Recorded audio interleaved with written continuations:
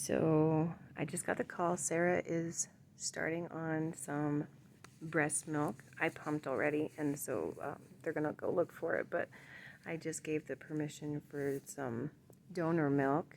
She's rooting like crazy. I don't think there's gonna be a problem with her latching even after the bottle. Um, she's doing really, really well. I'm doing really well. I don't have any pain. I'm sure if I were to get up and move, I would have pain. But I'm stuck in the bed until at least the morning with a monitor monitoring my heart rate. But after eating and drinking, I feel so much better. I can tell that it's up, it's higher. So I don't think there should be any problems in the morning. I can go see little Sara. And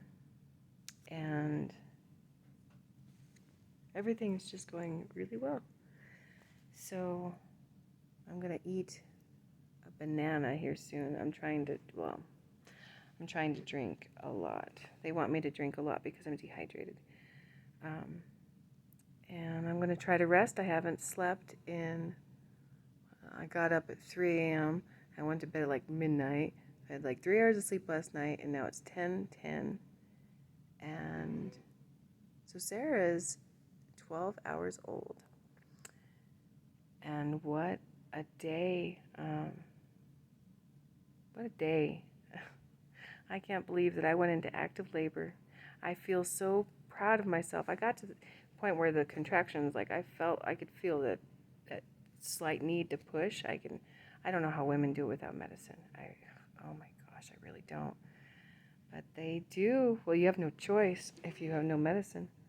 Well, I'll tell you what, I don't remember what the pain felt like, and I'm glad, but that was the worst pain in my life. I don't know if I've ever experienced pain quite like that before. That was intense, and it wouldn't last long, but it got to the point where my contractions were 2 minutes apart, and I don't know how long it would last. But the only way I could get through them was by breathing in and screaming out. Breathing in and screaming out. And I haven't seen her yet, but I've seen pictures, and she's beautiful. They kind of showed me her. They picked her up before they took her, and but she was like 5 feet away, and I don't have my glasses on. I want to go nuzzle my little girl. I want to smell her so bad. Is that strange? I want to smell that new baby smell, and I want to kiss her lips because she's got those pouty lips. She kept pouting when we would take pictures of her in the womb, and I want to just see her eyes and see what color her eyes are and her hair. I have a little girl, and I can't believe I did it. I went through my third C-section. This one was, once the epidural was in, I was so calm. Like while they were taking her out, I wasn't freaking out, and I heard her cry, and I was just really calm. I wasn't nauseous for once. And she cried, but then she was struggling to breathe, and that's why they took her to the NICU right away, is because she was having problems breathing. So they put in the breathing tube, and then they took that out, and they put her on a CPAP, and she was doing good, and they took her off, and she's been on room air ever since, doing really, really well. And I said they just got the order for her to eat, and they're going to do it from a bottle. She may have to eat from a feeding tube later, they said. They don't know. And sorry, I got narcotics today, and it makes my nose itch. I had a fruit platter for dinner. It took me like 2 hours to eat. Now I'm a little hungry, but I have a banana, and I have a Snickers in my backpack that I stashed away. And I don't know what I want. I'm going to eat the banana probably, but maybe I'll get some crackers. I don't feel super tired. What else? I pumped, and I was able to get out quite a bit of colostrum for my first time pumping. I was happy about that. I hate pumping, though. I hope she latches, because I would rather go down there and let her nurse every few hours than have to every 3 hours get up and pump and wash oh gosh, I hate washing those pump parts. But I'd do it if I had to, but I think she's going to be able to nurse, and that's just going to make things so much better. I'll still pump. I want to get some extra milk stored up so that way when Joe comes home, he can give her a bottle, or um, we can have some extra milk on hand. Shoot, I can pump, and Jackson would probably love to have some milk. And it's just so good for them. Um, I have 3 babies. I'm so thrilled, and oh, Joe had the biggest googly eyes. After she was born, he left my side and he wouldn't leave Sarah's side. Like, I saw very little of him. And only like 10% of me was sad. I got it because I wanted to be by her side. But whenever he would walk past, to either caress my cheek or tell me, that he loved me, but he had this look on his face that I haven't seen before. He's already totally enamored with this little girl. Just proud daddy, and I love that man. He had so much love already for this little girl, and I loved seeing that. I wish I could have that on camera, but I just have the mental picture, and hopefully I don't forget that, which is why I'm talking about it, because it moved me. He just impressed me today so much. I was afraid to wake him up at 6 o'clock in the morning when I did, because I wanted him to sleep. I knew he went to bed late, and he took that so well. I told him I started having contractions at 3 a.m., and at 6 o'clock I called the doctor because they weren't going away. I got up to change positions last time. That helped. They said drink some water. Well, not the doctor, but you read and it says drink some water, and that will help take away the contractions.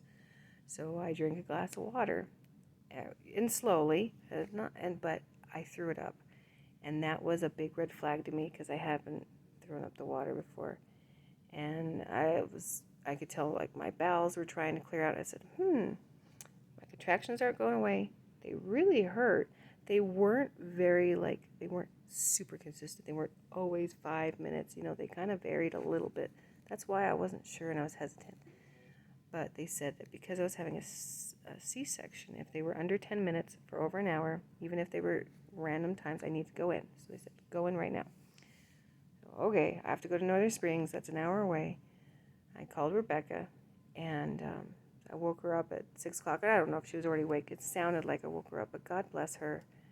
I was able to take the boys over there, and part of me was worried that I was waking up Rebecca and I was waking up Joe, and that in the end there would be no baby. I'd still have to wait, and it was just a false alarm, but it wasn't. By the time I got to the hospital, those contractions were so painful.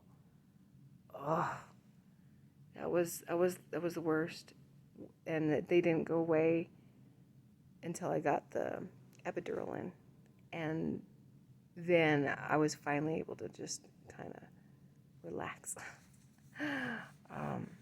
But the fentanyl, I think it's called, that they gave me, it took away the edge off like one contraction. That was it. And then I was out there crying again.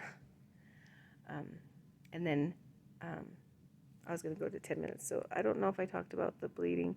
But then, after they were born, and they kept pushing down on me to check for any blood. And it was all normal and fine. And Joe was there. And I felt like a gush. I said, oh, I felt a gush. And I thought, well, that's normal, of course. And then Joe went to Walgreens to go buy me a phone charger. And the nurses checked me, and they go, oh, that's a lot of blood. And they were pushing, and they could feel a clot, and it just was gushing out. And then next thing I know, I had all these people in my room and doctors, and they're talking about, me having to go back to the OR, and that they had to stop this bleeding. They gave me 5 different medications to contract my uterus, to get the bleeding to stop. And the doctor was pacing back and forth while he was waiting for some of these to kick in. And he looked worried. You don't normally see doctors look worried, and that's what worried me. But I kept my calm. I just recited Psalm 23, and I don't know. I didn't panic, but I was worried when the doctor was looking worried. But they got the bleeding to stop, and then everything was okay. I mean, God is so good. And with my heart rate, it was dropping down into the 30s and 40s, which is why I have to stay in bed and why I'm getting monitored. But again, God is good, and I ate a little bit. My heart rate, I'm feeling really good. I pray that I can get some sleep tonight, some good sleep. But they're not going to give me anything. I've been taking Unisom for days, but nothing that's going to drop my heart rate down. I'm going to try to, I don't know how I'm going to sleep that's comfortable. I said no to the Tylenol. I get, what is it, Toradol at like, I think she said like 12:30, midnight 30. So we'll see. And I think that's about all. Joe is at home with the boys. He almost fell asleep on the road. He said he started seeing double vision because he was so tired. Thank God that he made it home okay. And he was worried about me. He's been telling me how scared he was, and he's a big, strong man, and I don't usually hear him. He's usually the positive one, but he was worried about both his girls today, and I feel so loved and blessed. And I won't see them tomorrow because the boys can't come see me. They can't come see Sara because of stupid COVID. They can't see us until we come home. So hopefully it's just a few days. But we're going to be home for Wade's birthday, which is in a week. And when I go home, I'm going to have a little girl. I mean, I'm a little nervous about having a baby there, but I've done it before. I can do it again. And God doesn't give me anything I can't handle. Oh, and I had a nurse come in, and she was so sweet because she was just telling me, oh, you must have known about the diagnosis because you're taking it so well. And I told her, yeah, I feel chosen by God for this special girl, and not that it was easy. And I mourned that diagnosis for a while, but I feel chosen to take care of this little girl. She needs somebody special. And I said, they're angels from God. And she says, well, you're the angel too for taking care of her. And then right before she left, she came into my room and she said, I just wanted you to know that I see Jesus in you. And that really moved me.